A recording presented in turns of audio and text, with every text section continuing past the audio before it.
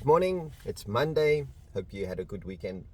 And this morning I'd like to speak to you about attack. So yesterday morning when we were watching church online, whilst the sermon was on, my mind was all over the show. And it happened last week as well. I actually mentioned that to my close friend Terry. Whilst I was sitting in church, it's like I am thinking of everything but what the preacher is busy speaking about. And it happened yesterday again. But it doesn't happen any other time. It's only when I listen to a sermon, when I'm driving, listening to an online podcast. So that just shows me that Satan is out there trying to attack us. Probably men more than women, but women as well. And why do I say more men than women? Because we, in God's eyes, are the head of the home.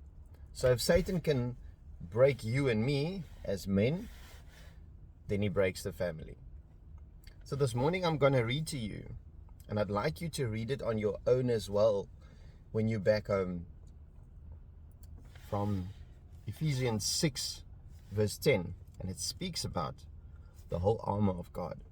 But before I read that, I just want to say to you that we need to be wary, and I spoke about this the other day as well, about what's happening in our world at this given time.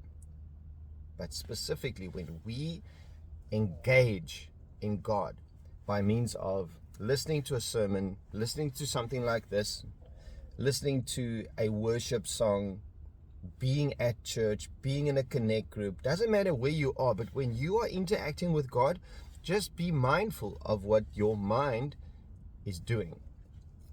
Because Satan does not want us, in this specific time that we're living in at the moment, Satan does not want us to spend time with God. He doesn't want that, because he knows that this word brings life.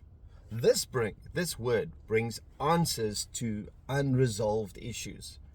Because if we spend time in the word with God, he gives us what we need. So let me read to you what it says. So it speaks about the whole armor of God.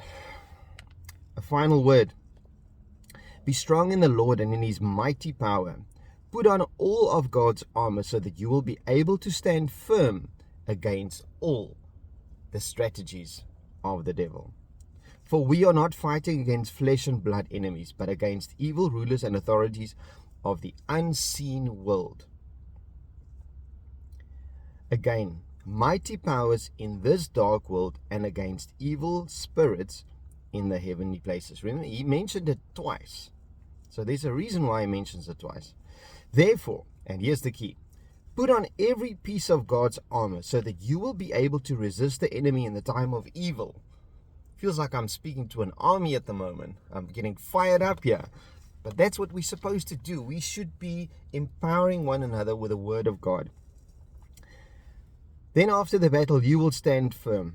Stand your ground, putting on the belt of the truth and the body armor of God's righteousness. For shoes, put on the peace that comes from the good news, so that you will be fully prepared. In addition to all of these, hold up the shield of faith to stop the fiery arrows of the devil. Put on salvation as your helmet, and take the sword of the Spirit, which is the word of God. Pray in the Spirit at all times and on every occasion. Stay alert. Remember, I mentioned this last week. Stay alert and be persistent in your prayers for all believers everywhere.